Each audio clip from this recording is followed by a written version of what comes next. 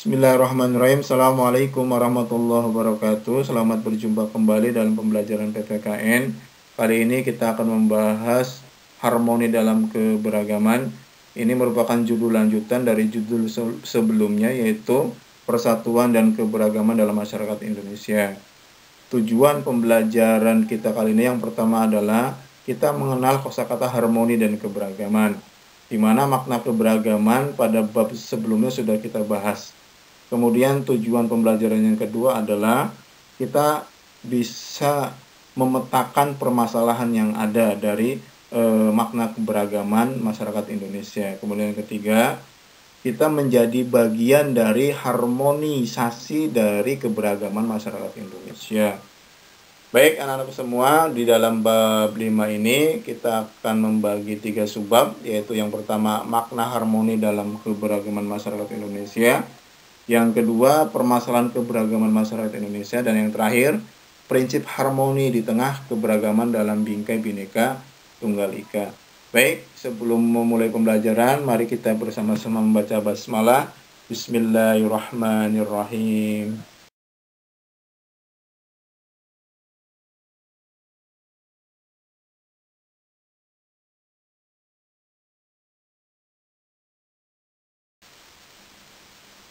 Bangsa Indonesia memiliki keragaman budaya. Kita memiliki kurang lebih 300-an suku yang mendiami 2.300-an pulau dari 17.500-an pulau. Otomatis cara pandang mereka melihat alamnya berbeda, sehingga berdampak pada budaya yang berbeda. Selain dari perbedaan budaya, kita pun mempunyai perbedaan dalam hal agama, ras, dan suku.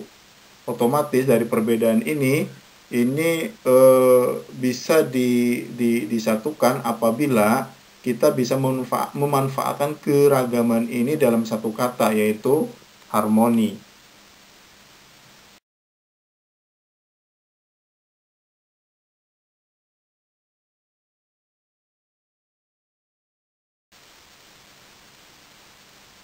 Keberagaman suku, agama, ras, dan golongan ini sudah menjadi bagian dari sejarah terbentuknya bangsa Indonesia. Ini dibuktikan dengan Sumpah Pemuda tahun 1928, di mana perbedaan dalam hal suku, agama, ras, dan golongan tidak menghalangi mereka untuk menyatukan dirinya menjadi sebuah kekuatan besar untuk mencapai tujuan besar, di mana mereka berikrar bahwa berbangsa satu, bertanah air satu, dan berbahasa satu, di mana tujuan besar mereka adalah Indonesia merdeka. Hal yang seperti ini pun harusnya menjadi pemikiran pemimpin yang sekarang, di mana ketika revolusi kemerdekaan mereka mampu menyatukan dirinya dalam keberagaman, maka setelah revolusi kemerdekaan atau fase pembangunan harusnya mereka pun mampu menyatukan dirinya untuk mencapai tujuan bersama. Dengan cara seperti apa? Dengan cara memanfaatkan sumber daya alam yang ada, dengan cara memanfaatkan sumber daya manusia yang ada, sehingga dari semua ini mampu disatukan menjadi sebuah kekuatan besar untuk mencapai Indonesia yang sejahtera.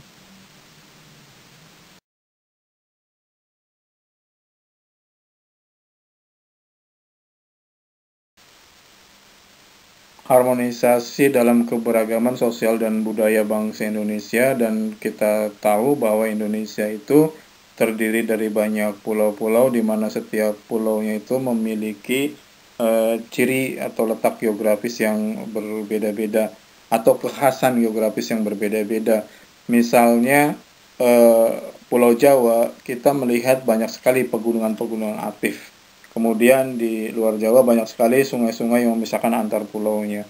Ini akan berdampak kepada masyarakat yang mendiami pulau-pulau tersebut, karena mereka akan melihat alamnya berbeda, sehingga akan berdampak kepada budaya yang berbeda. Ketika budaya yang berbeda ini ingin disatukan, ini akan ada sedikit permasalahan, karena secara personal hubungan mereka itu secara mendasar sudah berbeda dengan alam yang berbeda. Oleh karena itu perlu kesadaran diri bahwa kita berada dalam sebuah bangsa yang besar, perlu ada saling memahami di antara kita, sehingga hal yang berbeda itu tidak menimbulkan efek negatif untuk hubungan sosial baik yang bersifat lokal kedaerahan ataupun yang bersifat hubungan internasional.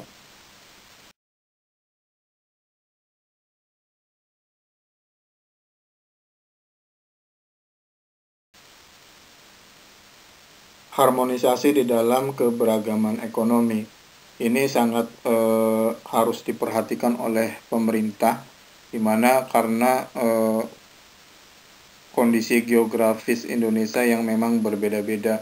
Misalnya di luar Pulau Jawa ini hubungan antar pulaunya itu dipisahkan oleh sungai, karena perlu ada transportasi sungai yang harus pemerintah sediakan agar kegiatan ekonomi masyarakatnya itu bisa berjalan dengan baik. Kemudian kalau bicara di Pulau Jawa itu sendiri, ini pun walaupun misalnya di Jawa ini tanahnya ini subur, tetapi untuk pendapatan masyarakat perkotaan dan pedesaan ini sangat berbeda jauh. Oleh karenanya banyak kegiatan urbanisasi di mana masyarakat desa berbondong-bondong untuk pergi ke kota. Ini pun menjadi masalah ekonomi buat pemerintah dan ini harus diperhatikan. Di mana nanti masyarakat desa ini bisa saja nanti dimanfaatkan untuk memproduksi pangan misalnya, karena memang wilayah pedesaan ini banyak sekali tanah-tanah persawahan yang bisa dijadikan lumbung padi nasional seperti itu. Lalu nanti di masyarakat perkotaan sebagai konsumen yang bisa membeli hasil dari produksi masyarakat petani yang ada di desa ini terjadi keseimbangan. Oleh karena itu pemerintah harus mewadahi atau membuat sebuah regulasi agar petani ini bisa hidup sejahtera. Jadi kesejahteraan itu tidak hanya milik orang-orang perkotaan, tetapi juga kesejahteraan ini sudah menjadi bagian dari masyarakat pedesaan.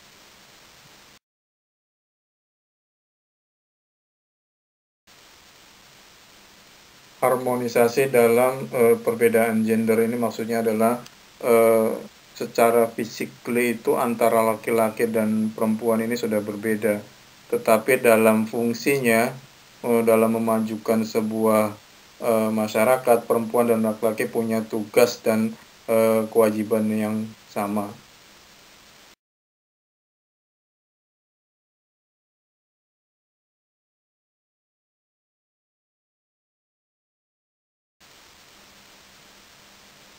Berikut permasalahan keberagaman masyarakat Indonesia yang bisa menyebabkan konflik.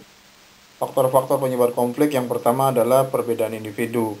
Kemudian yang kedua, perbedaan latar belakang kebudayaan. Yang ketiga, perbedaan kepentingan. Dan yang terakhir, perubahan sosial.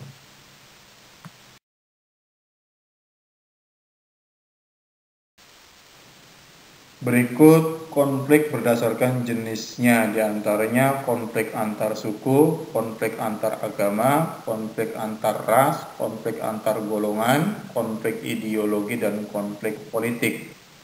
Kesemua perselisihan ini diakibatkan oleh tidak ada lagi saling memahami, saling mengerti antara golongan yang berbeda, antara ras yang berbeda, antara agama yang berbeda, sehingga benturan ini ketika terjadi maka hilang semua apa itu kebersamaan, apa itu harmonisasi.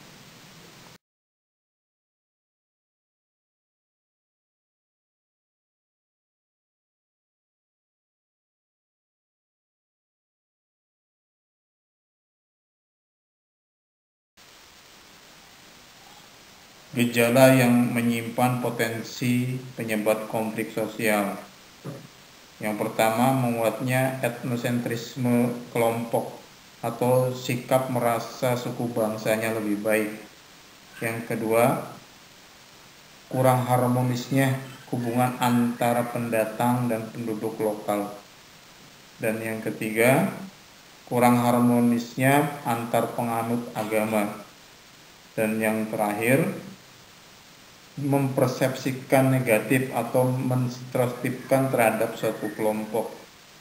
Ini merupakan sikap-sikap yang akan menyebabkan terjadinya konflik antar etnis, kelompok, agama, atau ras.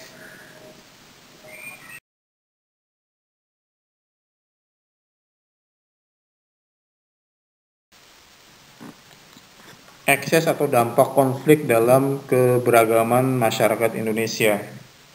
Yang pertama, dampak negatif, di mana akan terjadi perpecahan di dalam masyarakat. Yang kedua, terjadi kerugian dalam harta, benda, bahkan jiwa. Kemudian hancurnya tatanan sosial masyarakat. Kemudian terjadinya perubahan kepribadian masyarakat. Sedangkan dampak positifnya adalah memunculkan sikap solidaritas di antara mereka. Yang kedua, memacu atau meningkatkan kecerdasan dalam mencari solusi dalam perbedaan. Kemudian yang terakhir, ini akan menjadi penguat atau menjadi membangun solidaritas antar mereka sehingga bisa lebih kuat lagi dalam menghadapi masalah global.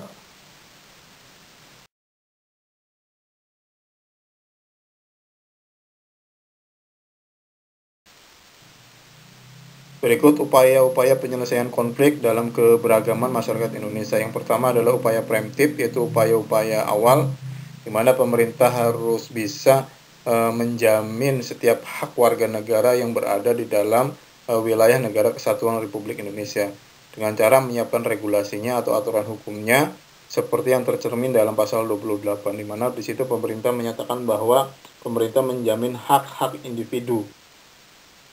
Kemudian yang kedua, upaya preventif atau upaya pencegahan agar tidak terjadi konflik, yaitu pemerintah menghimbau kepada masyarakat ketika terjadi perselisihan maka mendahulukan upaya dialog agar mencari solusi yang lebih tepat.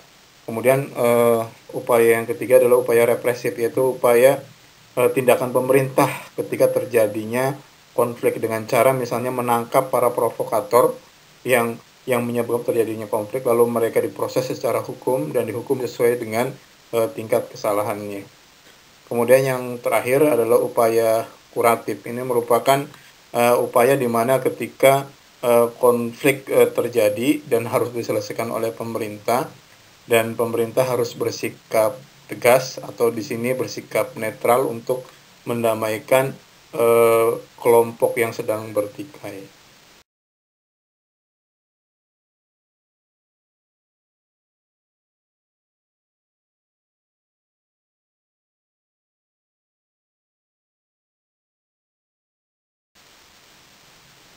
Berikut prinsip-prinsip harmoni di tengah keberagaman masyarakat Indonesia dengan bingkai Bhinneka Tunggal Ika. Yang pertama adalah kesetaraan. Yang kedua, saling pengertian. Yang ketiga, toleransi. Yang keempat, kerjasama. Dan yang terakhir, penghargaan atas prestasi. Baik, anak-anakku semua, kita sudah belajar tentang keberagaman, lalu kita sudah belajar harmoni, dan sekarang kita baru memahami bagaimana merekatkan perbedaan-perbedaan yang ada atau menyatukan perbedaan-perbedaan yang ada. Dan kita mudah-mudahan menjadi bagian dari orang-orang yang mampu menjadi perekat di antara perbedaan-perbedaan yang ada. Baik, anak-anakku semua, kita tutup dengan membaca hamdalah. Alhamdulillahirabbil alamin. Assalamualaikum warahmatullahi wabarakatuh.